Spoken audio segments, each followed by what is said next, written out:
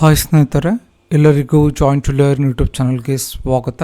ಇವತ್ತಿನ ಒಂದು ಸೆಷನ್ನಲ್ಲಿ ಮುಂದಿನ PSI ಮತ್ತು ಪೊಲೀಸ್ ಕಾನ್ಸ್ಟೇಬಲ್ ಹುದ್ದೆಗಳ ಪರೀಕ್ಷಾ ಸರಣಿಯ ಭಾಗವಾಗಿ ಪರೀಕ್ಷೆ ಸಂಖ್ಯೆ 73 ಟೆಸ್ಟ್ 73 ಬಗ್ಗೆ ಇವತ್ತಿನ ಒಂದು ಸೆಷನ್ನಲ್ಲಿ ಡಿಸ್ಕಸ್ ಮಾಡೋಣ.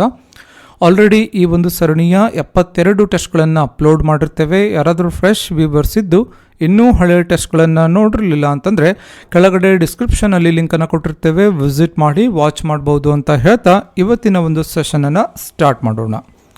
ಮೊದಲನೇದಾಗಿ ಪ್ರಮುಖ ಸೂಚನೆಗಳನ್ನು ನೋಡೋಣ. ಪ್ರಥಮ ಬಾರಿಗೆ PSI ಮತ್ತು ಪೊಲೀಸ್ ಕಾನ್ಸ್ಟೇಬಲ್ ಎಕ್ಸಾಮ್ಸ್ಗಳಿಗೆ ಪ್ರಿಪೇರ್ ಆಗುವಂಥವರು ಹಳೆಯ ಪ್ರಶ್ನೆ ಪತ್ರಿಕೆಗಳನ್ನು ಬಾಯಿಪಾಠ ಅಂದರೆ ಮೆಮೊರೈಸ್ ಮಾಡಿಕೊಂಡ್ರೆ ಸಾಕು ಎಕ್ಸಾಮನ್ನು ಕ್ಲಿಯರ್ ಮಾಡಬಹುದು ಅನ್ನುವಂತಹ ತಪ್ಪು ಕಲ್ಪನೆ ಏನಿದೆ ಅದರಿಂದ ಹೊರಬರಬೇಕಾಗತ್ತೆ. ಹಳೆಯ ಪ್ರಶ್ನೆ ಪತ್ರಿಕೆಗಳನ್ನು ಮಾತ್ರ ನಾವು ಬಾಯಿಪಾಠ ಮಾಡಿದ್ರೆ ಅಥವಾ ಪ್ರಶ್ನೆ ಉತ್ತರಗಳನ್ನು ಕಂಠಪಾಠ ಮಾಡಿದ್ರೆ ಎಕ್ಸಾಮ್ ಕ್ಲಿಯರ್ ಆಗೋದಿಲ್ಲ. ಹಾಗೆ ಪ್ರತಿದಿನ ನಿಮ್ಮ ಓದು ಅಂದರೆ ಏನು ಥಿಯರಿಯನ್ನು ಓದ್ತೀರಾ ಆ ಓದೋದು ಮುಗಿದ ಮೇಲೆ ಮಲ್ಗೋಕ್ಕಿಂತ ಮುಂಚೆ 20 ಪ್ರಶ್ನೆಗಳನ್ನು ಅಟೆಂಡ್ ಮಾಡಬೇಕಾಗತ್ತೆ. 20 ಪ್ರಶ್ನೆಗಳಿಗೆ ನೀವು ಪ್ರಾಕ್ಟೀಸ್ ಮಾಡಬೇಕಾಗತ್ತೆ ಮತ್ತು ವಿವರಣೆ ಸಹಿತ ಉತ್ತರಗಳನ್ನು ತಿಳ್ಕೋಬೇಕಾಗತ್ತೆ. ಸೊ ಹಾಗೆ ಜಾಯಿನ್ ಟು ಲರ್ನ್ನ ಪರೀಕ್ಷಾ ಸರಣಿಯ ವಿಡಿಯೋಗಳನ್ನು ಏನು ವಿವರಣೆ ಸಹಿತ ಟೆಸ್ಟ್ ಸಿರೀಸ್ ಏನಿದೆ ಕೆಳಗಡೆ ಡಿಸ್ಕ್ರಿಪ್ಷನಲ್ಲಿ ಅದರ ಲಿಂಕನ್ನು ಕೊಟ್ಟಿರ್ತೀವಿ. ಪ್ರತಿದಿನ ಕೂಡ ಒಂದು ವಿಡಿಯೋ ನೀವು ನೋಡ್ಕೊಳ್ಳೋದ್ರಿಂದ ನಿಮಗೆ ಕೂಡ ನೀವು ಟೆಸ್ಟ್ ಮಾಡ್ಕೋಬೋದು.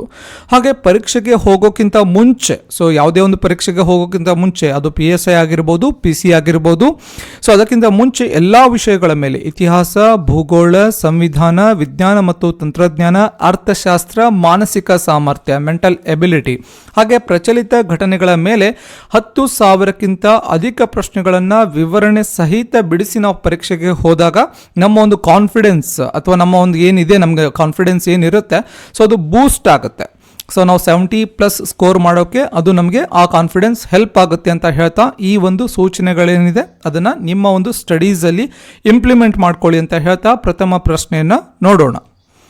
ಹರ್ಯಂಕ ಸಾಮ್ರಾಜ್ಯದ ಸ್ಥಾಪಕ ಯಾರು ಅಂತ ಕೇಳಿದ್ದಾರೆ. ಬಹಳಷ್ಟು ಜನ ಏನು ಮಾಡ್ತಾರೆ, ಪ್ರಶ್ನೆ ಮತ್ತು ಉತ್ತರಗಳನ್ನು ಬಾಯಿಪಾಠ ಮಾಡ್ತಾರೆ. ಹರ್ಯಂಕ ಸಾಮ್ರಾಜ್ಯದ ಸ್ಥಾಪಕ ಯಾರು ಅಂತ ಕೇಳಿದ್ರೆ ಉತ್ತರ ಎಕ್ಸಾಂಪಲ್ ಬಿಂಬಿಸಾರ ಇತ್ತು ಅಂದರೆ ಹರ್ಯಂಕ ಸಾಮ್ರಾಜ್ಯ ಸ್ಥಾಪಕ ಬಿಂಬಿಸಾರ ಹೀಗೆ ನಾವು ಮೆಮೊರೈಸ್ ಮಾಡ್ಕೋತೀವಿ. ಎಷ್ಟು ಮೆಮೊರೈಸ್ ಮಾಡ್ಕೊಂಡ್ರೆ ಸಾಕಾಗಲ್ಲ. ಯಾವಾಗಲೂ ಕೂಡ MCQ ಬಹುಆಯ್ಕೆ ಪ್ರಶ್ನೆಗಳನ್ನು PSI ಅಥವಾ PCಗೆ ಓದುವಾಗ ಹೇಗೆ ಓದಬೇಕು ಅಂತಂದರೆ ಇಲ್ಲಿ ಹರ್ಯಂಕ ಸಾಮ್ರಾಜ್ಯ ಯಾವಾಗ ಸ್ಥಾಪನೆ ಆಯಿತು, ಇದರ ರಾಜಧಾನಿ ಯಾವುದಾಗಿತ್ತು, ಹೀಗೆ ಅದರ ಸುತ್ತಮುತ್ತ ಕೂಡ ತಿಳ್ಕೋಬೇಕಾಗತ್ತೆ. ಹರ್ಯಂಕ ಸಾಮ್ರಾಜ್ಯದ ಸ್ಥಾಪಕ ಯಾರಾಗ್ತಾರೆ ಅಂತಂದರೆ ಬಿಂಬಿಸಾರ ಹರ್ಯಂಕ ಸಾಮ್ರಾಜ್ಯದ ಸ್ಥಾಪಕನಾಗ್ತಾನೆ. ಈ ಹರ್ಯಂಕ ಸಾಮ್ರಾಜ್ಯದವರು ರಾಜಗೃಹವನ್ನು ರಾಜಧಾನಿಯನ್ನಾಗಿ ಮಾಡಿಕೊಂಡು ಆಳ್ವಿಕೆಯನ್ನು ಮಾಡ್ತಾರೆ. ನಂತರದಲ್ಲಿ ಪಾಟಲಿಪುತ್ರಕ್ಕೆ ಇವರ ರಾಜಧಾನಿಯನ್ನು ಶಿಫ್ಟ್ ಮಾಡ್ತಾರೆ.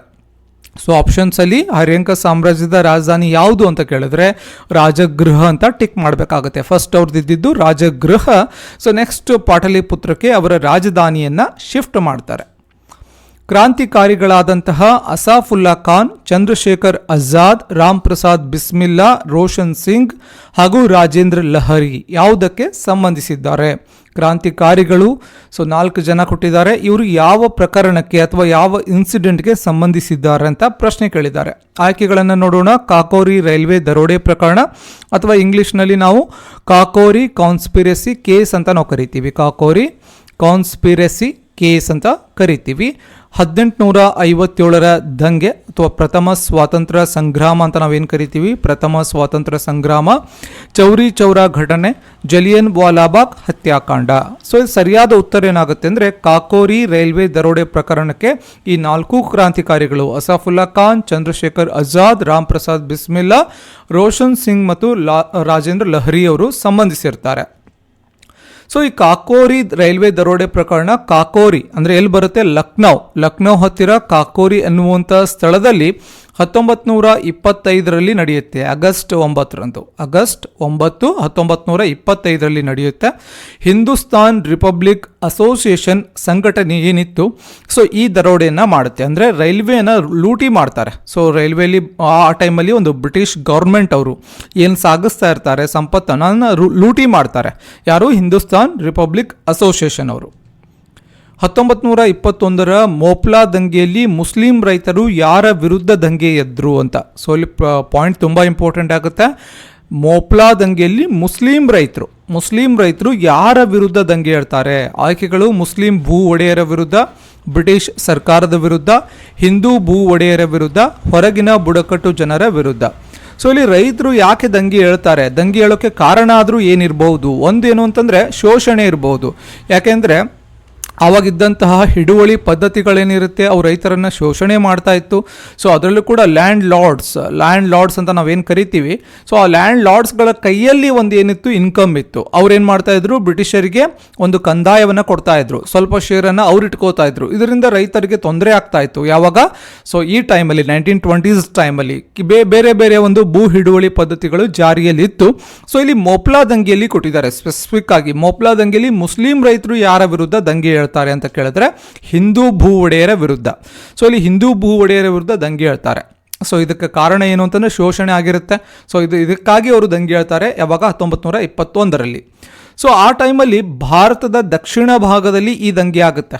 ಭಾರತದ ದಕ್ಷಿಣ ಭಾಗ, ಸೊ ಇದೇನು ನಾವು ಲೋವರ್ ಪಾರ್ಟ್ ಆಫ್ ಇಂಡಿಯಾ ಅಂತ ನಾವೇನು ಕರಿತೀವಿ, ಸೊ ಈ ಭಾರತದ ದಕ್ಷಿಣ ಭಾಗದಲ್ಲಿ ಈ ದಂಗೆ ಆಗುತ್ತೆ. ಕಾಲ್ ಗುರ್ಲೈ ಹಾಗೂ ಕೂಲ್ ಗಾರ್ಡೈ ಎಂಬುದು ಪ್ರಸಿದ್ಧ ಚಿನ್ನದ ಗಣಿಗಳಾಗಿದ್ದು ಇವು ಯಾವ ದೇಶದಲ್ಲಿವೆ ಅಂತ ಕೇಳಿದ್ದಾರೆ. ಆಯ್ಕೆಗಳು: Australia, America, England, south Africa. ಸರಿಯಾದ ಉತ್ತರ ಆಯ್ಕೆ ಒಂದಾಗುತ್ತೆ, ಆಸ್ಟ್ರೇಲಿಯಾ. ಸೊ ಆಸ್ಟ್ರೇಲಿಯಾದಲ್ಲಿ ಕಾಲ್ ಗುರ್ಲೈ ಮತ್ತು ಕೂಲ್ ಗಾರ್ಡೈ ಎಂಬ ಪ್ರಸಿದ್ಧ ಚಿನ್ನದ ಗಣಿಗಳಿದೆ. ಸೊ ಇನ್ನು ಆಸ್ಟ್ರೇಲಿಯಾದ ರಾಜಧಾನಿ ಕ್ಯಾನ್ಬೆರಾ, ಆಸ್ಟ್ರೇಲಿಯಾದ ಅತ್ಯಂತ ದೊಡ್ಡ ನಗರ ಸಿಡ್ನಿ ಆಗ್ತಾ ಇದೆ. ಹಾಗೆ 2022ರಲ್ಲಿ T20 ವರ್ಲ್ಡ್ ಕಪ್ ಎಲ್ಲಿ ನಡೀತಾ ಇದೆ? T20 world cup, men's world cup ಎಲ್ಲಿ ನಡೀತಾ ಇದೆ ಅಂತ ಹೇಳಿ ಕೆಳಗಡೆ ಕಮೆಂಟ್ ಸೆಕ್ಷನಲ್ಲಿ ಕಮೆಂಟನ್ನು ಮಾಡಿ. ಹಾಗೆ ಇನ್ನು ಕರ್ನಾಟಕದಲ್ಲಿ ಯಾವ ಚಿನ್ನದ ಗಣಿಗಳಿದೆ? ಸೊ ಒಂದು ಕೋಲಾರ್ ಗೋಲ್ಡ್ ಫೀಲ್ಡ್ KGF ಅಂತ ನಾವು ಕರಿತೀವಿ, ಅದೇ ರೀತಿ ಹಟ್ಟಿ ಗೋಲ್ಡ್ ಮೈನ್ಸ್ ಅಂತ ಇದೆ. ಸೊ ಹೀಗೆ ಕರ್ನಾಟಕದಲ್ಲೂ ಕೂಡ ಪ್ರಮುಖವಾದಂತಹ ಒಂದು ಗೋಲ್ಡ್ ಮೈನ್ಸ್ ಅಥವಾ ಚಿನ್ನದ ಗಣಿಗಳಿದೆ. ತಾಡೋಬಾ ರಾಷ್ಟ್ರೀಯ ಉದ್ಯಾನವನದಲ್ಲಿ ಹುಲಿ, ಪ್ಯಾಂಥರ್ ಮತ್ತು ಕರಡಿಗೆ ವಾಸಸ್ಥಾನವಾಗಿದ್ದು ಇದು ಎಲ್ಲಿದೆ? ತಾಡೋಬಾ ರಾಷ್ಟ್ರೀಯ ಉದ್ಯಾನವನ, ಒಂದು ನ್ಯಾಷನಲ್ ಪಾರ್ಕ್ ಅಂತ ಏನು ಕರಿತೀವಿ. ಸೊ ಇದರಲ್ಲಿ ಹುಲಿ ಇದೆ, ಪ್ಯಾಂಥರ್ ಇರುತ್ತೆ, ಸೊ ಅದರ ಜೊತೆಗೆ ಕರಡಿ ಕೂಡ ಇದೆ. ಹಾಗಾದರೆ ಈ ತಾಡೋಬಾ ರಾಷ್ಟ್ರೀಯ ಉದ್ಯಾನವನ ಎಲ್ಲಿದೆ? ಆಯ್ಕೆಗಳು: ಅಸ್ಸಾಂ, ಚಂದ್ರಾಪುರ್, ತಮಿಳುನಾಡು, ಕರ್ನಾಟಕ. ಸರಿಯಾದ ಉತ್ತರ ಆಯ್ಕೆ 2 ಆಗುತ್ತೆ, ಚಂದ್ರಾಪುರ. ಸೊ ಈ ಚಂದ್ರಾಪುರ ಎಲ್ಲಿ ಬರುತ್ತೆ ಅಂದರೆ ಮಹಾರಾಷ್ಟ್ರದಲ್ಲಿ ಬರುತ್ತೆ. ಸೊ ಇದು ತಾಡೋಬಾ ಅಂದರೆ ಏನು? ಸೊ ಇದರ ಮೀನಿಂಗ್ ಏನು ತಾಡೋಬಾ ಅಂದರೆ? ಸೊ ತಾಡೋಬಾ ಅನ್ನೋದು ಸ್ಥಳೀಯರು ಪೂಜೆ ಮಾಡುವಂತಹ ಬುಡಕಟ್ಟು ದೇವರ ಹೆಸರು. ಸೊ ಅಲ್ಲಿರುವಂತಹ ಒಂದು ಲೋಕಲ್ ಟ್ರೈಬಲ್ ಪೀಪಲ್ ಸೊ ಒಂದು ಪೂಜೆಯನ್ನು ಮಾಡ್ತಾರೆ. ಸೊ ಲೋಕಲಿ ಟ್ರೈಬಲ್ ಪೀಪಲ್ ಏನಿದ್ದಾರೆ, ಸೊ ಅವರು ಪೂಜೆ ಮಾಡುವಂತಹ ಒಂದು ಟ್ರೈಬಲ್ ಗಾಡ್ ಅಥವಾ ಬುಡಕಟ್ಟು ದೇವರ ಹೆಸರಿಗೆ ತಾಡೋಬಾ ಅಂತ ನಾವು ಕರಿತೀವಿ. ಭೂಗೋಳಶಾಸ್ತ್ರದಲ್ಲಿ ಕನ್ವೆಕ್ಷನಲ್ ಕರೆಂಟ್ ಹೈಪೋಥೆಸಿಸ್ ಇದರ ಕಲ್ಪನೆ ಕೊಟ್ಟಂತಹವರು ಯಾರು ಅಂತ ಕೇಳಿದ್ದಾರೆ. ಭೂಗೋಳಶಾಸ್ತ್ರದಲ್ಲಿ ಕನ್ವೆಕ್ಷನಲ್ ಕರೆಂಟ್ ಹೈಪೋಥೆಸಿಸ್ನ ಕಲ್ಪನೆ ಕೊಟ್ಟಂತಹವರು. ಆಯ್ಕೆಗಳು: ಆರ್ಥರ್ ಹೋಲ್ಮೆಸ್, ಕಾರ್ಲ್ ಲಿಟ್ಟರ್, ಅರ್ನಾಲ್ಡೋ ಫಿಯೂಸ್ಟಿನ್, ಇಮ್ಯಾನ್ಯುಯಲ್ ಕಾಂತ್. ಸರಿಯಾದ ಉತ್ತರ ಆಯ್ಕೆ ಒಂದಾಗುತ್ತೆ, ಆರ್ಥರ್ ಹೋಲ್ಮೆಸ್. ಸೊ ಇವರು ಕನ್ವೆಕ್ಷನಲ್ ಕರೆಂಟ್ ಹೈಪೋಥೆಸಿಸ್ ಬಗ್ಗೆ ಕಲ್ಪನೆಯನ್ನು ಕೊಡ್ತಾರೆ. ಸೊ ಇಲ್ಲಿ ಥಿಯರಿಗಳು ಇಂಪಾರ್ಟೆಂಟ್ ಆಗುತ್ತೆ. ಜಿಯೋಗ್ರಫಿಯಲ್ಲಿ ಯಾವ ಥಿಯರಿಯನ್ನು ಯಾರು ಪ್ರಪೋಸ್ ಮಾಡ್ತಾರೆ, ಯಾರು ಕೊಡ್ತಾರೆ, ಸೊ ಆ ಥಿಯರಿಗಳನ್ನು ಕೂಡ ಸ್ವಲ್ಪ ನೋಡ್ಕೋಬೇಕಾಗತ್ತೆ. 1928-29ರಲ್ಲಿ ಈ ಕಲ್ಪನೆಯನ್ನು ಕೊಡ್ತಾರೆ, ಕನ್ವೆಕ್ಷನಲ್ ಕರೆಂಟ್ ಹೈಪೋಥೆಸಿಸ್.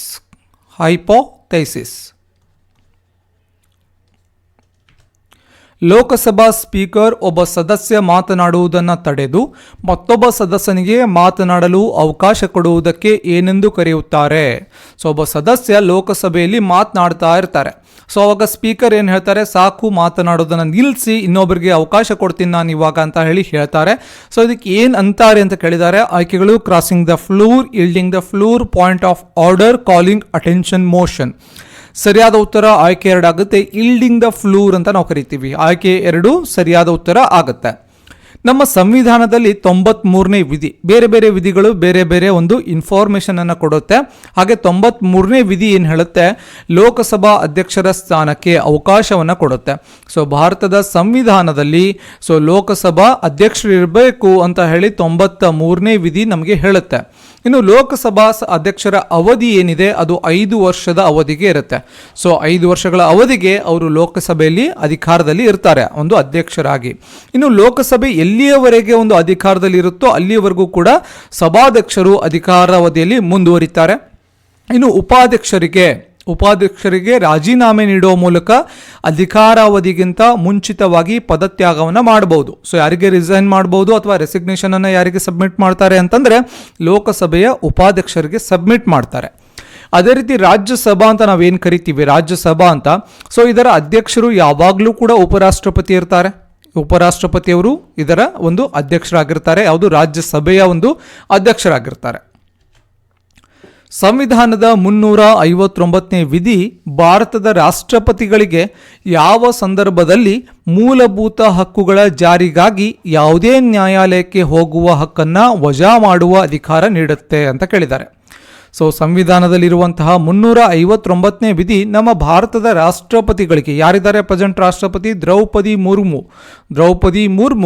ಸೊ ಇವರು ಭಾರತದ 2ನೇ ಮಹಿಳಾ ರಾಷ್ಟ್ರಪತಿ ಆಗ್ತಾರೆ. ಹಾಗಾದರೆ ಪ್ರಥಮ ಮಹಿಳಾ ರಾಷ್ಟ್ರಪತಿ ಯಾರಾಗಿದ್ದರು? ಪ್ರತಿಭಾ ದೇವಿ ಸಿಂಗ್ ಪಾಟೀಲ್. ಸೊ ಈ ದ್ರೌಪದಿ ಮುರ್ಮು ಅವರು ಸಂತಾಲ್ ಬುಡಕಟ್ಟು ಜನಾಂಗಕ್ಕೆ ಸೇರಿರ್ತಾರೆ. Just for information. ಸೊ ಇಲ್ಲಿ ಸಂವಿಧಾನದ 359ನೇ ವಿಧಿ ಭಾರತದ ರಾಷ್ಟ್ರಪತಿಗಳಿಗೆ ಅಥವಾ ರಾಷ್ಟ್ರಪತಿ ಆದಂಥವರಿಗೆ ಒಂದು ವಿಶೇಷ ಅಧಿಕಾರವನ್ನು ಕೊಡುತ್ತೆ. ಅದು ಯಾವ ಸಂದರ್ಭದಲ್ಲಿ ಕೊಡುತ್ತೆ? ಯಾವ ಸಂದರ್ಭದಲ್ಲಿ ಮೂಲಭೂತ ಹಕ್ಕುಗಳು ಏನು ಫಂಡಮೆಂಟಲ್ ರೈಟ್ಸ್ ಏನಿದೆ ಅದರ ಜಾರಿಗಾಗಿ, ನಾವು ಫಂಡಮೆಂಟಲ್ ರೈಟ್ಸ್ಗೆ ವಯೋಲೇಟ್ ಆಯಿತು ಅಂತಂದರೆ ನಾವು ಯಾವುದೇ ಕೋರ್ಟ್ಗೆ ಹೋಗುವಂತಹ ಹಕ್ಕು ನಮಗೆ ಇದೆ.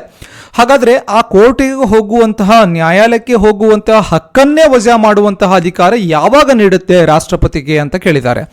ಆಯ್ಕೆಗಳು: ರಾಷ್ಟ್ರೀಯ ತುರ್ತು ಪರಿಸ್ಥಿತಿ, ಸೊ ನ್ಯಾಷನಲ್ ಎಮರ್ಜೆನ್ಸಿ ಅಂತ ನಾವೇನು ಕರಿತೀವಿ, ನ್ಯಾಷನಲ್ ಎಮರ್ಜೆನ್ಸಿಯ ಸಂದರ್ಭದಲ್ಲಿ ಒಂದು ರಾಜ್ಯದಲ್ಲಿನ ಸಾಂವಿಧಾನಿಕ ಯಂತ್ರದ ವೈಫಲ್ಯ, ಒಂದು ರಾಜ್ಯದಲ್ಲಿ ಆಗುವಂತಹ ಸಾಂವಿಧಾನಿಕ ವೈಫಲ್ಯ. ಹಾಗೆ ಹಣಕಾಸು ತುರ್ತು ಪರಿಸ್ಥಿತಿಯಲ್ಲಿ ಫೈನಾನ್ಷಿಯಲ್ ಎಮರ್ಜೆನ್ಸಿ ಮೇಲಿನ ಯಾವುದೂ ಅಲ್ಲ. ಸರಿಯಾದ ಉತ್ತರ ಆಯ್ಕೆ ಒಂದಾಗುತ್ತೆ, ರಾಷ್ಟ್ರೀಯ ತುರ್ತು ಪರಿಸ್ಥಿತಿ. ಸೊ ರಾಷ್ಟ್ರೀಯ ತುರ್ತು ಪರಿಸ್ಥಿತಿ ಸಂದರ್ಭದಲ್ಲಿ ರಾಷ್ಟ್ರಪತಿಗಳಿಗೆ ಒಂದು ವಿಶೇಷ ಅಧಿಕಾರ ಇರುತ್ತೆ. ಸಂವಿಧಾನದ 359ನೇ ವಿಧಿಯ ಪ್ರಕಾರ ಸೊ ನಾವು ಫಂಡಮೆಂಟಲ್ ರೈಟ್ಸ್ಗೆ ಇಂಪ್ಲಿಮೆಂಟ್ ಮಾಡ್ಕೊಳ್ಳೋಕ್ಕೆ ಯಾವುದೇ ರೀತಿಯಾದಂತಹ ಯಾವುದೇ ಕೋರ್ಟ್ಗೆ ಹೋಗುವಂತಹ ಹಕ್ಕನ್ನು ಅದು ಕಸ್ಕೊಳ್ಳುತ್ತೆ. ಯಾವುದು 359ನೇ ವಿಧಿ ಒಂದು ವಿಶೇಷ ಅಧಿಕಾರವನ್ನು ಕೊಡುತ್ತೆ. ಸಂವಿಧಾನದ 15ನೇ ಭಾಗದಲ್ಲಿ ಕಂಡುಬರುವಂತಹ 352ರಿಂದ 360ನೇ ವಿಧಿಗಳು ತುರ್ತು ಪರಿಸ್ಥಿತಿ ಅಥವಾ ಎಮರ್ಜೆನ್ಸಿಗೆ ಸಂಬಂಧಿಸಿದ ವಿಧಿಗಳಾಗುತ್ತೆ ಅಥವಾ ವಿವರಗಳನ್ನು ಒಳಗೊಂಡಿರುತ್ತೆ. ಸೊ ಯಾವುದಾದ್ರೂ ಯುದ್ಧ ಅಥವಾ ಬಾಹ್ಯ ಆಕ್ರಮಣ ಆದಾಗ ಸೊ ಇವುಗಳಿಂದ ಅಥವಾ ಸಶಸ್ತ್ರ ಬಂಡಾಯ, 3 ವರ್ಡ್ಗಳನ್ನು ನಾನು ನೆನ್ಪಿಟ್ಕೋಬೇಕು. ಯುದ್ಧ ಆಗಿರ್ಬೋದು ಅಥವಾ ಬಾಹ್ಯ ಆಕ್ರಮಣ ಆಗಿರ್ಬೋದು, ಸಶಸ್ತ್ರ ಬಂಡಾಯ ಆಗಿರ್ಬೋದು. ಇವುಗಳಿಂದಾಗಿ ಭಾರತದ ಯಾವುದೇ ಭಾಗಕ್ಕೆ ಏನಾದರೂ ತೊಂದರೆ ಆದರೆ ಅವಾಗ ಏನು ಮಾಡ್ತಾರೆ, ರಾಷ್ಟ್ರಾಧ್ಯಕ್ಷರು ರಾಷ್ಟ್ರೀಯ ತುರ್ತು ಪರಿಸ್ಥಿತಿಯನ್ನು ಘೋಷಿಸ್ತಾರೆ. ಯಾವ ಕಂಡೀಷನಲ್ಲಿ ಘೋಷಿಸ್ತಾರೆ ಅಂತ ನೆನ್ಪಿಟ್ಕೊಳ್ಳಿ. ಸೊ ಇಲ್ಲಿ 352ರಿಂದ 360ನೇ ವಿಧಿಗಳು ಒಂದು ಎಮರ್ಜೆನ್ಸಿಗೆ ಸಂಬಂಧಿಸಿದ ವಿಧಿಗಳಾಗುತ್ತೆ. ಯಾವ ಸಂದರ್ಭದಲ್ಲಿ ಘೋಷಿಸ್ತಾರೆ, ಯಾರು ಘೋಷಿಸ್ತಾರೆ. ಅರುಣಾಚಲ ಪ್ರದೇಶ ಯಾವಾಗ ರಾಜ್ಯವಾಗಿ ರಚನೆ ಆಯಿತು ಅಂತ ಕೇಳಿದ್ದಾರೆ. ಆಯ್ಕೆಗಳು 1963, 1966, 1975, 1987. ಸರಿಯಾದ ಉತ್ತರ 1987 ಆಗುತ್ತೆ. 1987ರಲ್ಲಿ ಅರುಣಾಚಲ ಪ್ರದೇಶ ಒಂದು ರಾಜಧಾನಿಯನ್ನಾಗಿ ಮಾಡ್ತಾರೆ, ರಾಜಧಾನಿಯಾಗಿ ರಚನೆ ಆಗುತ್ತೆ. ಹಾಗೆ ನಾಗಾಲ್ಯಾಂಡ್ 1963ಯಲ್ಲಿ ರಾಜಧಾನಿ ಆಗುತ್ತೆ. ಹರಿಯಾಣ 1966 ಆಗುತ್ತೆ. ಹಾಗೆ 1975 ಸಿಕ್ಕಿಂ ಆಗುತ್ತೆ. ಸೊ ಎಲ್ಲವೂ ಕೂಡ ಇಯರ್ಗಳು ಕೂಡ ತುಂಬ ಇಂಪಾರ್ಟೆಂಟ್ ಆಗುತ್ತೆ. ಬಟ್ ನೆಗ್ಲಿಜಿಬಲ್ ಆಗಿ ಕ್ವಶನ್ಸ್ಗಳು ಇಯರ್ ಮೇಲೆ ಬರುತ್ತೆ. ಸೊ 1 or 2 ಕ್ವಶನ್ಸ್ಗಳು ಇಯರ್ ಮೇಲೆ ಬರುವಂಥ ಸಾಧ್ಯತೆ ಇರುತ್ತೆ. ಸೊ ಆದಷ್ಟು ಇಯರ್ಗಳನ್ನು ಸ್ವಲ್ಪ ಟ್ರಿಕ್ ಬೇಸಿಸ್ ಆಗಿ ನೆನ್ಪಿಟ್ಕೊಳ್ಳಿ. ಎಲ್ಲ ಇಯರ್ಗಳನ್ನು ಮೆಮೊರೈಸ್ ಮಾಡ್ಕೊಳ್ಳೋಕ್ಕೆ ಕಷ್ಟ ಸಾಧ್ಯ. ಸೊ ಆ ಕಾರಣಕ್ಕಾಗಿ ಆದಷ್ಟು ಇಯರ್ಗಳನ್ನು ಟ್ರಿಕ್ಕಿಯಾಗಿ ನಾವು ಕೆಲವೊಂದು ಇಂಪಾರ್ಟೆಂಟ್ ಇಯರ್ಗಳನ್ನು ನೆನ್ಪಿಟ್ಕೊಂಡ್ರೆ ಸಾಕು. ಕೆಳಗಿನವುಗಳಲ್ಲಿ ಯಾವ ಪದವನ್ನು ಭೌತಶಾಸ್ತ್ರ ಫಿಸಿಕ್ಸಲ್ಲಿ ಬಳಸೋದಿಲ್ಲ ಅಂತ ಕೇಳಿದ್ದಾರೆ. 4 ಟರ್ಮಿನಾಲಜೀಸ್ಗಳಿದೆ. ಸೊ ಈ 4 ಪದಗಳಲ್ಲಿ ಯಾವುದು ಭೌತಶಾಸ್ತ್ರಕ್ಕೆ ಸಂಬಂಧಿಸಿಲ್ಲ ಅಂತ ಕೇಳಿದ್ದಾರೆ. ಆಯ್ಕೆಗಳನ್ನು ನೋಡೋಣ. ಸುಪ್ತ ಶಾಖ, ಪರಮಾಣು ಸಮ್ಮಿಳನ, ರಿಫ್ರಾಕ್ಟಿವ್ ಇಂಡೆಕ್ಸ್, ಸ್ಟಾಕ್ ವ್ಯಾಲ್ಯೂ. ಸುಮಾರು ಜನಕ್ಕೆ ಆನ್ಸರ್ ಗೊತ್ತಿರುತ್ತೆ. ಇದಕ್ಕೆ ಸರಿಯಾದ ಉತ್ತರ ಸ್ಟಾಕ್ ವ್ಯಾಲ್ಯೂ 4ನೇದಾಗುತ್ತೆ. ಸ್ಟಾಕ್ ವ್ಯಾಲ್ಯೂ ಅನ್ನೋದೇನಿದೆ ಸೊ ಇದು ಭೌತಶಾಸ್ತ್ರಕ್ಕೆ ಸಂಬಂಧಿಸಿಲ್ಲ. ಸುಪ್ತ ಶಾಖ, ಪರಮಾಣು ಸಮ್ಮಿಳನ, so nuclear fusion, nuclear fission. So 2 concept ಬರುತ್ತೆ, ನ್ಯೂಕ್ಲಿಯರ್ ಸೊ ನ್ಯೂಕ್ಲಿಯರ್ ಫ್ಯೂಸನ್ ಅಂತ ನಾವು ಕರಿತೀವಿ, ನ್ಯೂಕ್ಲಿಯರ್ ಫಿಸನ್ ಅಂತ ಕೂಡ ಕರಿತೀವಿ. ಸೊ ಎರಡು ಕಾನ್ಸೆಪ್ಟ್ಗಳು ಕೂಡ ಫಿಸಿಕ್ಸಲ್ಲಿ ಬರುತ್ತೆ. ಸೊ ಅದೇ ರೀತಿ ಇವಾಗ ನಮಗೆ ಸ್ಟಾಕ್ ವ್ಯಾಲ್ಯೂ ಏನಿದೆ ಇದು ಫಿಸಿಕ್ಸ್ಗೆ ಸಂಬಂಧಿಸಿಲ್ಲ, ಭೌತಶಾಸ್ತ್ರಕ್ಕೆ ಸಂಬಂಧಿಸಿಲ್ಲ, ಇದು ಷೇರು ಮಾರುಕಟ್ಟೆಯಲ್ಲಿ ಇದನ್ನು ಬಳಸ್ತೀವಿ ನಾವು. ಸ್ಟಾಕ್ ವ್ಯಾಲ್ಯೂ ಅಂತ ಷೇರು ಮಾರುಕಟ್ಟೆಯಲ್ಲಿ ಇದನ್ನು ಯೂಸ್ ಮಾಡ್ತೀವಿ. ಯಾವುದರ ಪರಿಣಾಮವಾಗಿ ವಾತಾವರಣದಲ್ಲಿ ರೇಡಿಯೋ ಕಾರ್ಬನ್ ಉತ್ಪತ್ತಿಯಾಗುತ್ತದೆ ಅಂತ ಕೇಳಿದ್ದಾರೆ.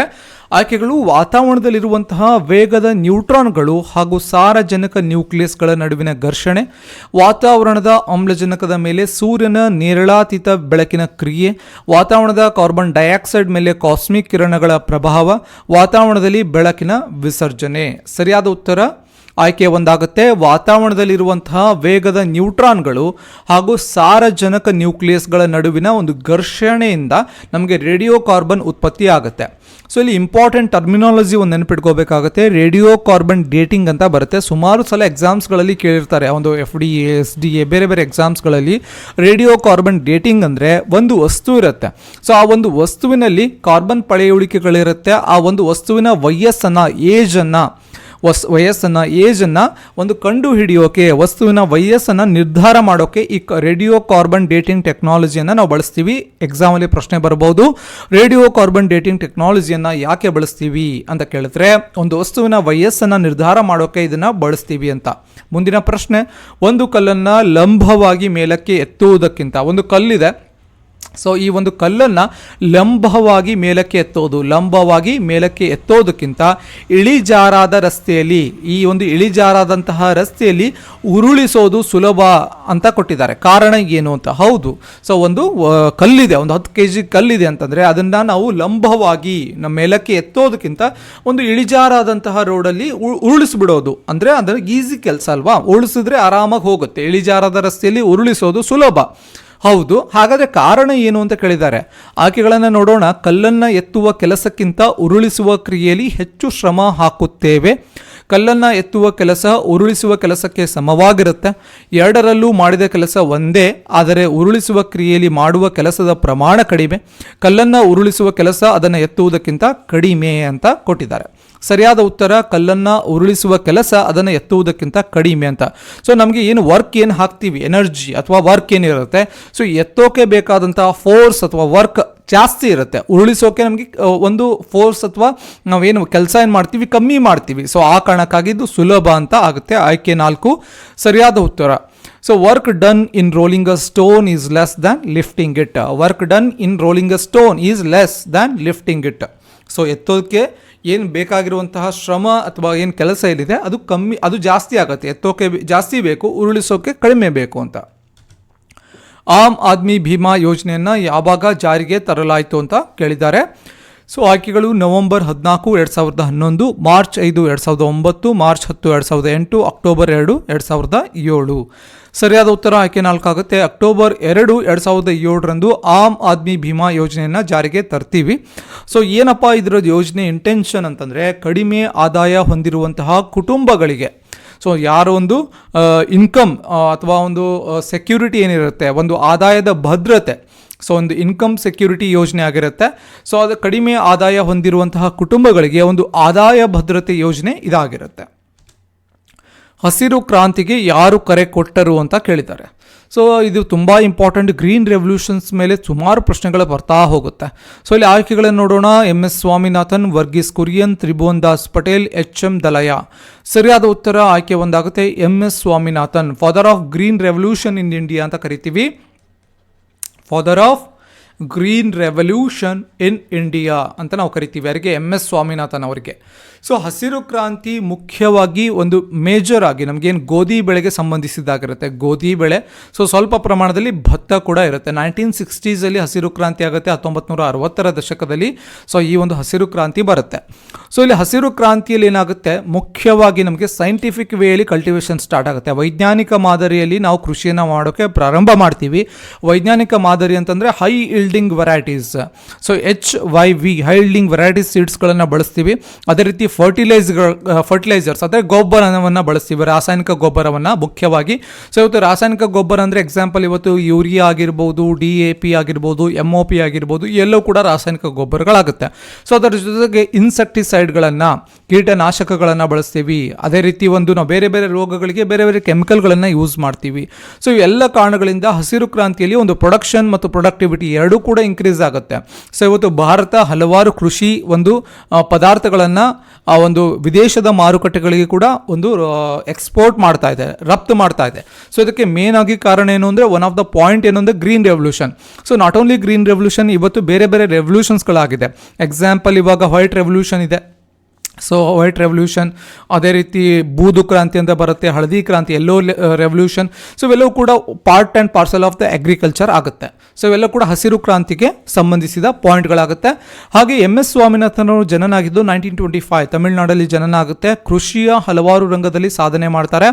Father of white revolution in India ಅಂತ ಯಾರಿಗೆ ಕರೀತಾರೆ ಅಂತ ಕೂಡ ಪ್ರಶ್ನೆ ಬರುತ್ತೆ. ವರ್ಗೀಸ್ ಕುರಿಯನ್ ಅವರಿಗೆ father of white revolution in India ಅಂತ ನಾವು ಕರಿತೀವಿ.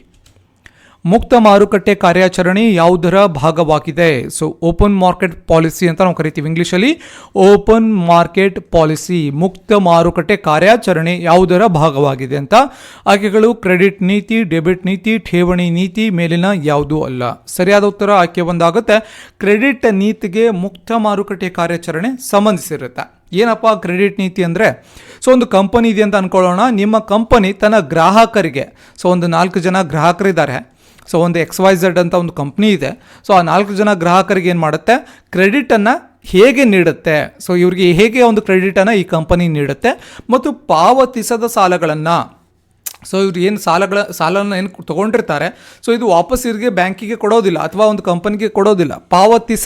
ಪಾವತಿಸದ ಸಾಲಗಳನ್ನು ಹೇಗೆ ಒಂದು ಕಂಪನಿ ಸಂಗ್ರಹಿಸುತ್ತೆ ಎಂಬುದನ್ನು ತಿಳಿಸುವ ನಿಯಮಗಳ ಒಂದು ಗುಂಪಿಗೆ ನಾವು ಕ್ರೆಡಿಟ್ ನೀತಿ ಅಂತ ಕರಿತೀವಿ.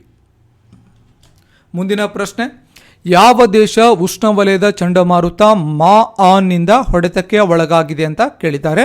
ಆಯ್ಕೆಗಳು ಚೀನಾ, ಜಪಾನ್, ಫಿಲಿಪೈನ್ಸ್, ಇಂಡೋನೇಷ್ಯಾ. ಸರಿಯಾದ ಉತ್ತರ ಆಯ್ಕೆ 3 ಆಗುತ್ತೆ, ಫಿಲಿಪೈನ್ಸ್.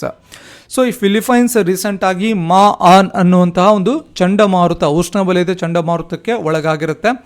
ಸೊ ಇದು ದೇಶದ ಪ್ರಮುಖ ಲುಜಾನ್ ದ್ವೀಪವನ್ನು, ಫಿಲಿಪೈನ್ಸ್ನ ಒಂದು ಲುಜಾನ್ ದ್ವೀಪವನ್ನು ಹಾನಿಗೊಳಿಸಿರುತ್ತೆ. ಸೊ ಜಿಯೋಗ್ರಫಿಯಲ್ಲಿ ನೋಡ್ಕೋಬೇಕಾಗುತ್ತೆ. ಮ್ಯಾಪಲ್ಲಿ ಲುಜಾನ್ ದ್ವೀಪ ಇಲ್ಲಿ ಬರುತ್ತೆ, ವರ್ಲ್ಡ್ ಮ್ಯಾಪಲ್ಲಿ ಅಬ್ಸರ್ವ್ ಮಾಡಿ ಲುಜಾನ್ ದ್ವೀಪ ಇಲ್ಲಿ ಬರುತ್ತೆ ಅಂತ. 2022ರಲ್ಲಿ ರಕ್ಷಣಾ ಸಂಶೋಧನೆ ಮತ್ತು ಅಭಿವೃದ್ಧಿ ಸಂಸ್ಥೆಯ ಹೊಸ ಅಧ್ಯಕ್ಷರಾಗಿ ಯಾರು ಆಯ್ಕೆಯಾಗಿದ್ದಾರೆ? Defence research and development organisation DRDOನ ಹೊಸ ಅಧ್ಯಕ್ಷರಾಗಿ ಯಾರು ಆಯ್ಕೆಯಾಗಿದ್ದಾರೆ ಅಂತ ಪ್ರಶ್ನೆ. Sameer V Kamath, K Sivan, Mylswamy Annadurai, Tessy Thomas. ಸರಿಯಾದ ಉತ್ತರ ಆಯ್ಕೆ ಒಂದಾಗುತ್ತೆ, ಸಮೀರ್ ವಿ ಕಾಮತ್. 2022ರಲ್ಲಿ DRDOನ ಒಂದು ಅಧ್ಯಕ್ಷರಾಗ್ತಾರೆ. So defence research and development organisation. So doctor Sameer V Kamath 2017ರಿಂದ DRDOನಲ್ಲಿ ಸಿಸ್ಟಮ್ಸ್ ಮತ್ತು ಮೆಟೀರಿಯಲ್ಸ್ನ ಮಹಾನಿರ್ದೇಶಕರಾಗಿದ್ದರು. ಅಟ್ ಪ್ರೆಸೆಂಟ್ ಅವ್ರನ್ನ ಅಧ್ಯಕ್ಷರಾಗಿ ಮಾಡಿದ್ದಾರೆ. ಸೊ ಮುಂದಿನ ಪ್ರಶ್ನೆ ನೋಡೋಣ. ಸೊ ಇಲ್ಲೊಂದು ಡಯಾಗ್ರಾಮನ್ನು ಕೊಟ್ಟಿದ್ದಾರೆ. ಸೊ ಡಯಾಗ್ರಾಮನ್ನು ಅಬ್ಸರ್ವ್ ಮಾಡಿ. ಈ ಕೆಳಗಿನ ಚಿತ್ರದಲ್ಲಿ ಒಟ್ಟು ಎಷ್ಟು ಚೌಕಗಳಿವೆ ಅಂತ ಕೇಳಿದ್ದಾರೆ. ಸೊ ಸಿಂಪಲ್ ಆಗಿ ಸಾಲ್ವ್ ಮಾಡ್ಬೋದು ಯಾವಾಗಲೂ. ಸೊ ಕಾಲಮ್ ಮತ್ತು ರೋಗಳು, ಸೊ ಏನು ಕಾಲಮ್ ಮತ್ತು ರೋಗಳೇನಿದೆ ಅದು ಸಮನಾಗಿರಬೇಕು. ಸೊ ಇಂಥ ಒಂದು ಡಯಾಗ್ರಾಮಲ್ಲಿ ಕಾಲಮ್ ಯಾವುದು, ಇವಾಗ ಇದು ರೋ ಅಂತ ನಾವು ಕರಿತೀವಿ. ರೋಗಳು 1 row, 2 row, 3 row, 4 row. So column 1 column, 2 column, 3 column, 4 column. So ಇಲ್ಲಿ ಕಾಲಮ್ ಮತ್ತು ರೋಗಳು ಸಮನಾಗಿದ್ದಾಗ, ಸೊ ಇಲ್ಲಿ 1 ಕಾಲಮ್ ಇದೆ, 2 ಕಾಲಮ್, 3 ಕಾಲಮ್ ಮತ್ತು 4 ಕಾಲಮ್ ಇದೆ. ಹಾಗೆ 1 ರೋ, 2 ರೋ, 3 ರೋ ಮತ್ತು 4 ರೋ. ಸೊ ಟೋಟಲ್ ಆಗಿ 4 ಕಾಲಮ್ ಇದೆ, 4 ರೋಗಳಿದೆ. ಸೊ ಇಷ್ಟಿದ್ದಾಗ ಸಿಂಪಲ್ ಆಗಿ ಸಾಲ್ವ್ ಮಾಡ್ಬೋದು. 1 ಸ್ಕ್ವೈರ್, 2 ಸ್ಕ್ವೈರ್, 3 ಸ್ಕ್ವೈರ್, 4 ಸ್ಕ್ವೈರ್. ಹಾಗೆ ಇಲ್ಲಿ ಮುಂದೆ 5 ಇದ್ದರೆ, ಬೇರೆ ಡಯಾಗ್ರಾಮ್ ಇಲ್ಲಿ ನೆಕ್ಸ್ಟ್ ಇನ್ನೊಂದು ಬಂತು ಅಂತಂದರೆ ಈ ರೀತಿ ಇದೆ, 5 ಸ್ಕ್ವೈರ್ ಕೂಡ ಬರ್ಕೋಬೋದು. ಸೊ ಇವಾಗ ಇದನ್ನು ಸಾಲ್ವ್ ಮಾಡೋಣ. 1 ಸ್ಕ್ವೈರ್ ಎಷ್ಟಾಗುತ್ತೆ? 1 square equals to 1, 2 square 4, 2 2 4, 3 3 9, 4 4 16. So total ಆಗಿ 16 + 4 20, 20 + 9 29 + 1 30. ಸೊ ಟೋಟಲ್ ಆಗಿ 30 ಚೌಕಗಳಿವೆ. ಎಣಿಸ್ಕೊಂಡು ಕೂತ್ಕೋಬೇಡಿ. ಪ್ರಥಮ ಬಾರಿಗೆ ಕಾಂಪಿಟೇಟಿವ್ ಎಕ್ಸಾಮ್ ಓದ್ತಾ ಇರೋರಿಗೆ ನೆನ್ಪಿಟ್ಕೊಳ್ಳಿ, ಇಂತಹ ಪ್ರಶ್ನೆಗಳು ಬಂದಾಗ ಎಣಿಸ್ಕೊಂಡು ಕೂತ್ಕೋಬೇಡಿ ಎಷ್ಟಿದೆ ಅಂತ ಹೇಳಿ, ಅದು ರಾಂಗ್ ಮೆಥಡ್ ಆಗುತ್ತೆ ಮತ್ತು ಟೈಮ್ ಕಿಲ್ಲಿಂಗ್ ಆಗುತ್ತೆ. ಸೊ ಇಲ್ಲಿ 30 ಚೌಕಗಳಿರುತ್ತೆ, ಆಯ್ಕೆ 3 ಸರಿಯಾದ ಉತ್ತರ ಆಗುತ್ತೆ. ಮುಂದಿನ ಪ್ರಶ್ನೆ ನೋಡೋಣ. ಸೊ 3 ಶಿಕ್ಷಕರಿದ್ದಾರೆ, 62, 132, 237 ಕಥೆ ಪುಸ್ತಕಗಳನ್ನು ಕೊಂಡ್ಕೊಂಡು ಏನು ಮಾಡ್ತಾರೆ, ಎಲ್ಲ ವಿದ್ಯಾರ್ಥಿಗಳಿಗೆ ಸಮನಾಗಿ ಹಂಚುತ್ತಾರೆ. ಹೀಗೆ ವಿತರಿಸಿದ ನಂತರ ಎಲ್ಲ ಶಿಕ್ಷಕರ ಬಳಿ ಉಳಿದ ಪುಸ್ತಕಗಳ ಸಂಖ್ಯೆ ಒಂದೇ ರೀತಿ ಇರುತ್ತೆ. ಹಾಗಿದ್ರೆ ಶಾಲೆಯಲ್ಲಿದ್ದ ವಿದ್ಯಾರ್ಥಿಗಳ ಸಂಖ್ಯೆ ಎಷ್ಟು ಅಂತ ಕೇಳಿದ್ದಾರೆ. ಹೇಗಪ್ಪ ಇದನ್ನು ಸಾಲ್ವ್ ಮಾಡಬೇಕು ಅಂತಂದರೆ, ಇಲ್ಲಿ 62, 132, 237. ಸೊ ಏನಿದು ಪುಸ್ತಕಗಳ ಸಂಖ್ಯೆ. ಸೊ ಈಗ 132ರಲ್ಲಿ 62 ಮೈನಸ್ ಮಾಡೋಣ. 132ರಲ್ಲಿ 62 ಮೈನಸ್ ಮಾಡಿದ್ರೆ ನಮಗೆ ಎಷ್ಟು ಬರುತ್ತೆ, 70 ಬರುತ್ತೆ. ಯಾಕೆ ಮೈನಸ್ ಮಾಡಬೇಕು ಅಂತಂದರೆ, ಸೊ ಇಲ್ಲಿ ಬ್ಯಾಲೆನ್ಸ್ ಮಾಡಬೇಕಾಗುತ್ತೆ. 3 ಶಿಕ್ಷಕರಲ್ಲಿ ಇರುವಂತಹ ಪುಸ್ತಕಗಳ ಸಂಖ್ಯೆ ವೇರಿಯೇಷನ್ ಇದೆ. ಯಾಕಂದರೆ 62 ಕಮ್ಮಿ ಪುಸ್ತಕಗಳೇನಿದೆ ಫಸ್ಟ್ ಅದನ್ನು ತಗೋಬೇಕು ನಾವು. ಫಸ್ಟ್ ಟೀಚರಲ್ಲಿ 62 ಪುಸ್ತಕಗಳಿದೆ. ಸೊ 132ರಲ್ಲಿ 62 ಮೈನಸ್ ಮಾಡಿದ್ರೆ 70 ಬರುತ್ತೆ. ಹಾಗೆ 237ರಲ್ಲಿ 132 ಮೈನಸ್ ಮಾಡಿದ್ರೆ 105 ಬರುತ್ತೆ. ಅದೇ ರೀತಿ 237ರಲ್ಲಿ 62 ಮೈನಸ್ ಮಾಡಿದ್ರೆ 175 ಬಂತು. ಸೊ ಇವಾಗ 70, 105, 175. ಸೊ ಇದರ ಕಂಡುಹಿಡಿಬೇಕಾಗುತ್ತೆ. 70, 105, 175 ಸ. ಸೊ 5ರಿಂದ ನಾವು ನೋಡೋಣ.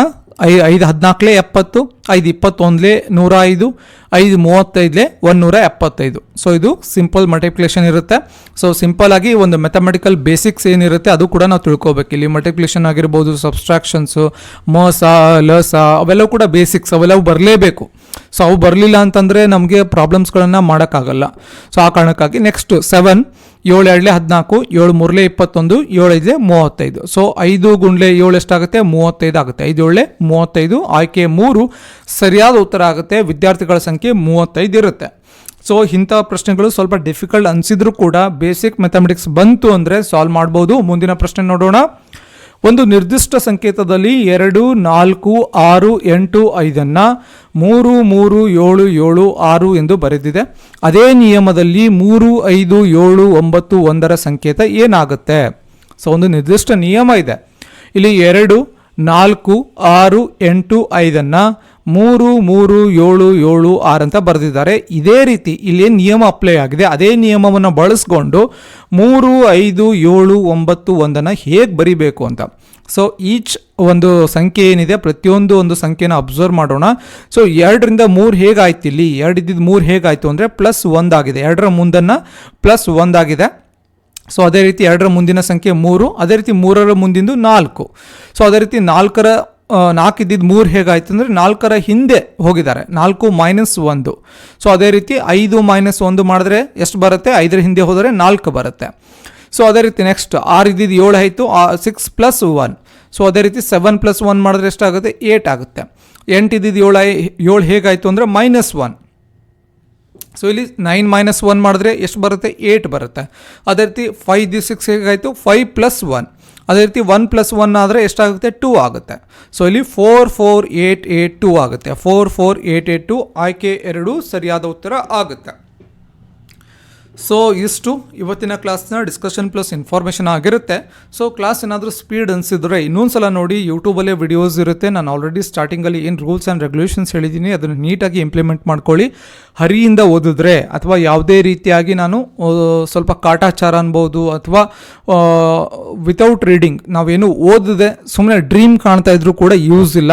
ಸೊ ಆದಷ್ಟು ಹಾರ್ಡ್ ವರ್ಕ್ ಮಾಡಿ, ಪ್ರಯತ್ನ ಪಡಿ. ಏನು ರೂಲ್ಸ್ ಆ್ಯಂಡ್ ರೆಗ್ಯುಲೇಷನ್ಸ್ ಇದೆ ಸಿಂಪಲ್ ಟಾರ್ಗೆಟ್ಗಳನ್ನು ಹಾಕೊಳ್ಳಿ, ಆ ಟಾರ್ಗೆಟ್ಗಳನ್ನು ರೀಚ್ ಮಾಡಿ ಅಂತ ಹೇಳ್ತಾ ಎಷ್ಟು ಇವತ್ತಿನ ಕ್ಲಾಸ್ನ ಡಿಸ್ಕಷನ್ ಪ್ಲಸ್ ಇನ್ಫಾರ್ಮೇಷನ್ ಆಗಿರುತ್ತೆ. ಕ್ಲಾಸ್ ಇಷ್ಟ ಆದರೆ ಒಂದು ಲೈಕ್ ಮಾಡಿ, ಈ ನಾಲೆಡ್ಜನ್ನು ನಿಮ್ಮ ಫ್ರೆಂಡ್ಸ್ ಜೊತೆ ಕೂಡ ಶೇರ್ ಮಾಡ್ಕೊಳ್ಳಿ. ಸೊ ಇವತ್ತು ಎಂಟರ್ಟೈನ್ಮೆಂಟನ್ನು ನಾವು ಜಾಸ್ತಿ ಶೇರ್ ಮಾಡ್ತೀವಿ, ಬಟ್ ಎಂಟರ್ಟೈನ್ಮೆಂಟ್ ಕೂಡ ಶೇರ್ ಮಾಡೋಣ. Entertainment is a part of day. ಒಂದು ಹಾಫ್ ಆನ್ ಅವರ್ ಎಂಟರ್ಟೈನ್ಮೆಂಟ್ ಮಾಡೋಣ, ರಿಮೈನಿಂಗ್ ಒಂದು 6 ಅವರ್ಸ್ ಸ್ಟಡಿ ಮಾಡೋಣ. 6 ಅವರ್ಸ್ ಎಂಟರ್ಟೈನ್ಮೆಂಟ್ ಮಾಡಿ ಹಾಫ್ ಆನ್ ಅವರ್ ಸ್ಟಡಿ ಮಾಡೋದಲ್ಲ. ಸೊ ಆದಷ್ಟು ಈ ಒಳ್ಳೆ ಮಾಹಿತಿಗಳನ್ನು ನಿಮ್ಮ ಫ್ರೆಂಡ್ಸ್ ಜೊತೆ ಕೂಡ ಶೇರ್ ಮಾಡ್ಕೊಳ್ಳಿ ಅಂತ ಹೇಳ್ತಾ, ಹಾಗೆ ನೀವಿನ್ನೂ ಜಾಯಿನ್ ಟು ಲರ್ನ್ಗೆ ಸಬ್ಸ್ಕ್ರೈಬ್ ಆಗಿರಲಿಲ್ಲ ಅಂದರೆ ಕೆಳಗಡೆ red colour subscribe button button ಕಾಣ್ತಾ ಇದೆ, ಅದ್ರ ಮೇಲೆ ಕ್ಲಿಕ್ ಮಾಡಿ. ಅದ್ರ ಮುಂದ್ಗಡೆ ಬೆಲ್ ಐಕಾನ್ ಇದೆ, ಗಂಟೆಯ ಚಿತ್ರ ಇದೆ, ಅದ್ರ ಮೇಲೆ ಕ್ಲಿಕ್ ಮಾಡಿ. ಆಮೇಲೆ ಆಲ್ ನೋಟಿಫಿಕೇಶನ್ ಅಂತ ಬರುತ್ತೆ, ಅದ್ರ ಮೇಲೆ ಕ್ಲಿಕ್ ಮಾಡಿ. ಯಾಕೆ ಹೀಗೆ ಮಾಡಬೇಕು ಅಂದರೆ, ಪ್ರತಿದಿನ ನಾವು ವಿಡಿಯೋಗಳನ್ನು ಅಪ್ಲೋಡ್ ಮಾಡ್ತೀವಿ. ಸೊ ಅಪ್ಲೋಡ್ ಮಾಡಿದ ತಕ್ಷಣ ನಿಮಗೆ ಒಂದು ಮಾಹಿತಿ ಬರುತ್ತೆ, ಸೊ ಹೊಸ ವಿಡಿಯೋ ಅಪ್ಲೋಡ್ ಆಯಿತು ಅಂತ. ಸಬ್ಸ್ಕ್ರಿಪ್ಷನ್ ಫ್ರೀ ಆಗೇ ಇರುತ್ತೆ, ವಿಡಿಯೋಸ್ಗಳು ಫ್ರೀ ಆಗೇ ಇರುತ್ತೆ, ನೀವು ಸಬ್ಸ್ಕ್ರೈಬ್ ಮಾಡಿ ಅಂತ ಹೇಳ್ತಾ. ಹಾಗೆ ಜಾಯಿನ್ ಟು ಲರ್ನ್ ಯೂಟ್ಯೂಬಿಂದ ಕಮಿಂಗ್ 3484 CRDRನ ಪೊಲೀಸ್ ಕಾನ್ಸ್ಟೇಬಲ್ ಆಗಿರ್ಬೋದು, ಅಥವಾ 1500 ಸಿವಿಲ್ ಪೊಲೀಸ್ ಕಾನ್ಸ್ಟೇಬಲ್ಗಳಿಗೆ ಏನು ನೋಟಿಫಿಕೇಶನ್ ಆಗುತ್ತೆ ಅದು ಆಗಿರ್ಬೋದು. ಸೊ ಎರಡೂ ಒಂದು ಕೋರ್ಸ್ಗಳಿಗೆ ಅಥವಾ 2 ಎಕ್ಸಾಮ್ಸ್ಗಳಿಗೆ ಒಂದು ಕೋರ್ಸನ್ನು ಲಾಂಚ್ ಮಾಡಿರ್ತೇವೆ. ಏನಪ್ಪ ಕೋರ್ಸ್ ಅಂದರೆ ವೈಯಕ್ತಿಕ ಮಾರ್ಗದರ್ಶನ, 1-on-1 ಗೈಡೆನ್ಸ್ ಇರುತ್ತೆ. ಅದರ ಜೊತೆಗೆ ಇತಿಹಾಸ, ಭೂಗೋಳ, ಸಂವಿಧಾನ, ವಿಜ್ಞಾನ ಮತ್ತು ತಂತ್ರಜ್ಞಾನದ ಒಂದು ಬೋತ್ ಮೀಡಿಯಮಲ್ಲಿ ನೋಟ್ಸ್ ಅವೈಲೇಬಲ್ ಇರುತ್ತೆ. ಪ್ರಚಲಿತ ಘಟನೆಗಳ ನೋಟ್ಸ್ ಅವೈಲೇಬಲ್ ಇರುತ್ತೆ ಫ್ರಮ್ ಜನವರಿ 2022. ಹಾಗೆ ಕಿರು ಪರೀಕ್ಷೆಗಳು ಇವಾಗೇನು ನೋಡ್ತಾ ಇದ್ದೀರಾ, ಇದೇ ಟೈಪ್ ಆಫ್ ಎಕ್ಸಾಮ್ಸ್ಗಳಿರುತ್ತೆ. ಒಂದು PDF ಫಾರ್ಮೇಟಲ್ಲಿ ನಿಮಗೆ ಕ್ವಶನ್ ಪೇಪರ್ ಕೊಡ್ತೀವಿ, ಅದರ ಜೊತೆಗೆ ನಿಮಗೆ ಡಿಸ್ಕಷನ್ ಇರುತ್ತೆ. ಹಾಗೆ 5 ಮಾದರಿ ಪರೀಕ್ಷೆಗಳು ಇರುತ್ತೆ. ಇವನ್ ಇದು 10 ಕೂಡ ಆಗಬಹುದು. ಫುಲ್ ಲೆಂತ್ ಟೆಸ್ಟ್ಗಳು ಎಂಡಲ್ಲಿ ಇರುತ್ತೆ ಅಂತ ಹೇಳ್ತಾ, ಸೊ ಯಾರಿಗಾದ್ರೂ ಈ ಒಂದು ಗ್ರೂಪ್ಗೆ, ಪೇಯ್ಡ್ ವಾಟ್ಸಪ್ ಗ್ರೂಪ್ಗೆ ಜಾಯ್ನ್ ಆಗಬೇಕು ಅಂತ ನಿಮ್ಗೆ ಏನಾದರೂ ಇಂಟ್ರೆಸ್ಟ್ ಇದ್ದರೆ ಈ ಒಂದು ನಂಬರ್ಗೆ ಕಾಂಟ್ಯಾಕ್ಟ್ ಮಾಡ್ಬೋದು. ಇದೊಂದು 450 ರೂಪೀಸ್ನ ಕೋರ್ಸ್ ಆಗಿರುತ್ತೆ. ಹಾಗೆ ಪ್ರತಿದಿನ ಒಂದು ಜಾಯಿನ್ ಟು ಲರ್ನ್ ಯೂಟ್ಯೂಬ್ನಲ್ಲಿ ಹೊಸ ವಿಡಿಯೋಸ್ಗಳು ಕೂಡ ಬರ್ತಾ ಇರುತ್ತೆ, ಅಲ್ಲೂ ಕೂಡ ನೀವು ನೋಡ್ಬೋದು ಅಂತ ಹೇಳ್ತಾ. ಹಾಗೆ ಕೋರ್ಸ್ಗೆ ಜಾಯ್ನ್ ಆಗುವಂಥ ವಿಧಾನ, 450 ರೂಪೀಸನ್ನ ಫೋನ್ಪೇ ಆರ್ ಗೂಗಲ್ ಪೇ ಮಾಡಿ, ಸ್ಕ್ರೀನ್ಶಾಟ್ ನಿಮ್ಮ ಹೆಸರು 2022 PC ಅಂತ ಹೇಳಿ ಒಂದು ವಾಟ್ಸಪ್ ಮೆಸೇಜ್ ಮಾಡೋದ್ರ ಮುಖಾಂತರ ಜಾಯ್ನ್ ಆಗ್ಬೋದು. ಇವನ್ ಕಾಲ್ ಕೂಡ ಮಾಡಿ ಎನ್ಕ್ವೈರಿ ಕೂಡ ಮಾಡ್ಬೋದು. ಹಾಗೆ ಬಹಳಷ್ಟು ಜನ ಕೇಳ್ತಾ ಇದ್ದಾರೆ, ಎಸ್ಸೆ ಯಾವಾಗ ಸ್ಟಾರ್ಟ್ ಮಾಡ್ತೀರಾ PSIಗೆ ಅಂತ. ಶಾರ್ಟ್ಲಿ ಎಸ್ಸೆ ಸೀರೀಸ್ ಸ್ಟಾರ್ಟ್ ಮಾಡ್ತೀವಿ, ಕಂಟಿನ್ಯೂ ಮಾಡ್ತೀವಿ. ಹಳೆ ಒಂದು ಎಸ್ಸೆಗಳು ಏನಿದೆ, ಸೊ ಅದ್ರ ಜೊತೆಗೆ ಕಂಟಿನ್ಯೂ ಆಗಿ ಅರೌಂಡ್ 22 ಎಸ್ಸೆ ಆಗಿದೆ, 23 ಎಸ್ಸೆ ಶಾರ್ಟ್ಲಿ ಅಪ್ಲೋಡ್ ಆಗುತ್ತೆ. ಸೊ ಕಮಿಂಗ್ PSI ಎಕ್ಸಾಮ್ಸ್ಗೆ ಅಂತ ಹೇಳ್ತಾ. ಹಾಗೆ ಕೆಳಗಡೆ ಡಿಸ್ಕ್ರಿಪ್ಷನಲ್ಲಿ ಜಾಯಿನ್ ಟು ಲರ್ನ್ ಟೆಲಿಗ್ರಾಮ್ ಲಿಂಕನ್ನು ಕೊಟ್ಟಿರ್ತೀವಿ, ಅಲ್ಲಿ ಕೂಡ ಜಾಯ್ನ್ ಆಗಿ ಫಾಲೋ ಮಾಡಿ. ಹಾಗೆ ಇವನ್ ಇನ್ಸ್ಟಾಗ್ರಾಮಲ್ಲಿ ಕೂಡ ಜಾಯಿನ್ ಟು ಲರ್ನ್ ಫಾಲೋ ಮಾಡಿ ಅಂತ ಹೇಳ್ತಾ, ಮತ್ತೆ ಮುಂದಿನ ಸೆಷನಲ್ಲಿ ಮತ್ತೊಂದು ವಿಷಯದ ಕುರಿತು ಮಾತನಾಡೋಣ. ಧನ್ಯವಾದಗಳು.